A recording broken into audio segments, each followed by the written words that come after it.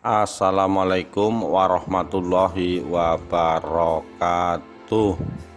Rahayu Rahayu Sagung Dumadi. Akhir dari keserakahan Sang Ramapati.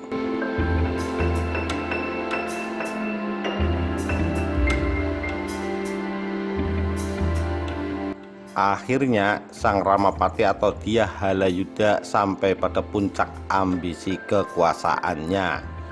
Ia ingin menjadi Raja Majapahit. Setelah beberapa tahun menjadi Patih Amangkubumi, ia merasa bahwa kekuasaan atas pemerintahan sudah berada di tangannya. Apalagi Prabu Jayanegara, Raja Majapahit yang masih muda itu tidak begitu peduli dengan urusan pemerintahan. Menurut Jayanegara, pemerintahan sudah berjalan dengan baik di tangan Sang Ramapati. Karena itu ia amat percaya dengan politisi gaek itu. Selanjutnya ia merasa tertolong dengan kecakapan Sang Ramapati dalam mengurus pemerintahan. Sekarang ia tinggal menikmati kekuasaan mutlaknya dengan bersenang-senang dengan wanita-wanita persembahan di Istana Kapopongan, tempat ia memabukkan diri. Sang Ramapati setelah melihat kemabukan raja itu merasa mendapat momentum yang pas untuk melakukan kudeta meraih kuasa semu mahkota Mayangkara sebagai Raja Majapahit alias negeri Wilwatikta. Segalanya sudah dipersiapkan bersama kaki tangannya yang sudah menjabat sebagai punggawa kerajaan. Pengalasan Winesuka. Sayangnya akibat kecerobohannya sendiri, kaki tangan yang sejatinya adalah anak asuhnya sendiri berbalik arah mengkhianati rencana makarnya.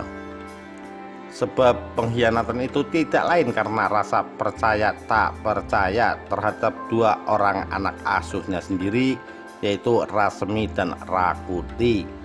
Kedua orang ini ia singkirkan dari rencananya secara halus. Sehalus-halusnya penyingkiran ini, Rasmi dan Rakuti tidak dapat mengelak dari kenyataan bahwa mereka sudah merasa tersingkir. Karena itu kedua orang ini membuat gerakan sendiri dengan cara mempengaruhi beberapa anak asuh Sang Ramapati yang lain yang bertindak sebagai tim sukses, yaitu Rawedeng, Rabanyak, Rapangsa, dan Rayuyu. Sedangkan satu lagi anak asuhnya yaitu Dokter Istana Ratanca secara pribadi tidak punya interest politik, namun di hatinya tidak setuju rencana makar itu. Rakuti dan Rasmi mencoba mempengaruhi beberapa anak asuh Sang Ramapati, meyakinkan bahwa rencana ini berbahaya, bahkan potensi gagalnya teramat besar. Nah, seandainya rencana ini gagal, apa ini tidak berbahaya untuk masa depan karir mereka? Usaha Rasmi dan Rakuti ini sebenarnya dapat mempengaruhi sikap Rawedeng, Rayuyu, Rabanyak, Rapangsa, dan Ratanca.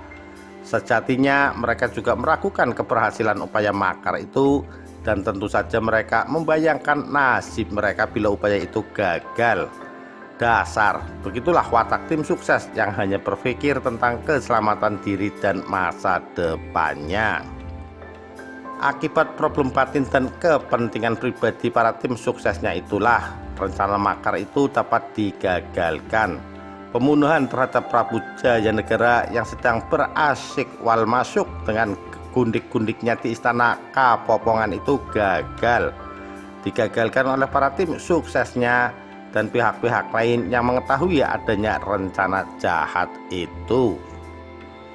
Para tim sukses itu berpikir bahwa berbalik arah menentang rencana makar itu pasti lebih menjamin masa depan mereka dibandingkan meneruskan rencana itu.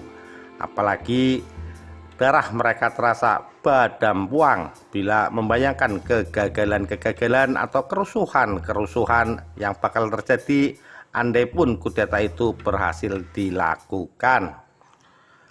Barangkali untuk zaman sekarang ini para pembesar-pembesar negeri mesti belajar banyak dari kisah Sang Ramapati, bahwa anak asuh, tim sukses, dan para buser boleh jadi punya jasa besar mengantarkan dirinya kepada kekuasaan.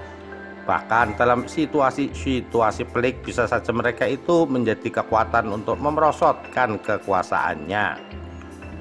Sejarah sudah mencatat betapa Sang Ramapati ditulis sebagai tokoh sejarah antagonis. Tak disangka bahwa sejarah pun ternyata menghadirkan tokoh antagonis sebagai pemanis sandiwara dunia. Tak dapat disangka lagi bahwa sejaya apapun sebuah negara, sudah dapat dipastikan kejayaan itu dibangun oleh konflik antar tokoh-tokoh protagonis dengan tokoh-tokoh antagonis.